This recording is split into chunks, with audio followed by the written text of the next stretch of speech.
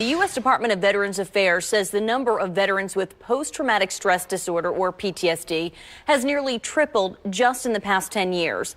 There are now nearly 1 million veterans dealing with reliving traumatic experiences and inability to relax and trouble sleeping. And all of it can, of course, make life unbearable for veterans and, of course, in some cases for their families, too. But there is help out there. As we head into Veterans Day this weekend, there is a new group of veterans helping others to learn to help themselves.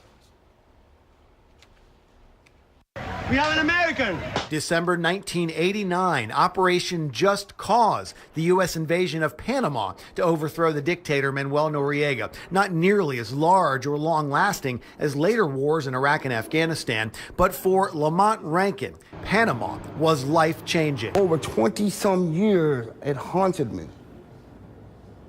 It led me into drug addiction because of the pain and misery. Rankin parachuted into Panama with the Army's 82nd Airborne Division and witnessed soldiers and civilians being killed. It tormented me all the way until last year, until I finally started getting some kind of relief.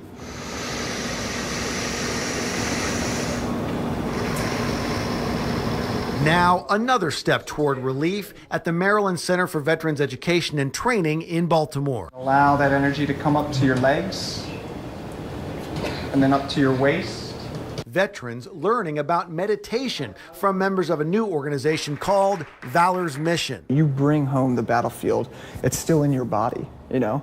And so one of the things that a lot of veterans have trouble doing who are coming home from war, they're having trouble just being still, being okay, just sitting here. For tens of thousands of veterans, for years, the solution has been simple. You give you a pill for this, and then there's a side effect.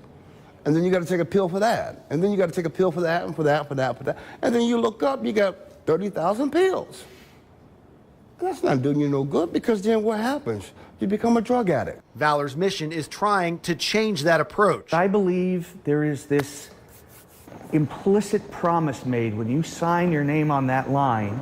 That promise includes that if you're going to send me across the earth to fight and I get hurt, you're going to take care of me for the rest of my life.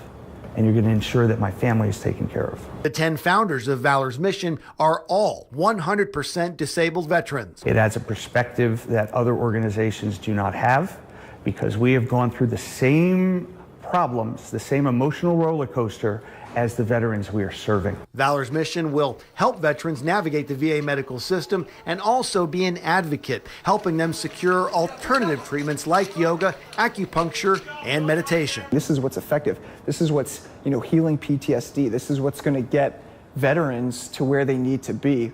But, the social structure hasn't caught up with that yet. The VA does offer alternative treatments, but many veterans are not aware that that's the case. Often those who are still have trouble accessing the care they need as they struggle with the war they brought home. You're not responsible for what happened. You're only responsible how you respond to it. And also remember, you're never alone. You're never alone. You don't have to go through this by yourself. There's great programs out here, and there's nothing wrong with asking for help. The Valors Mission, it's a pretty new charity. It's a federally recognized nonprofit. Now they just finished getting up and running earlier this year, but they've got a great mission. Yeah, we'll have more information on how you can connect with them on our website, easy to find, abc2news.com. A little later on this morning. It is just, it's heartbreaking to hear these stories because these men and women just give so much for us. So, it's great to see that there's organizations out there helping them. Well, I talked to that guy, Lamont, who came home back in 1989 from Panama, very early on PTSD. Nowadays, coming home from Iraq, Afghanistan, tens of thousands of soldiers. It's a much more recognized problem now, but still a very big problem.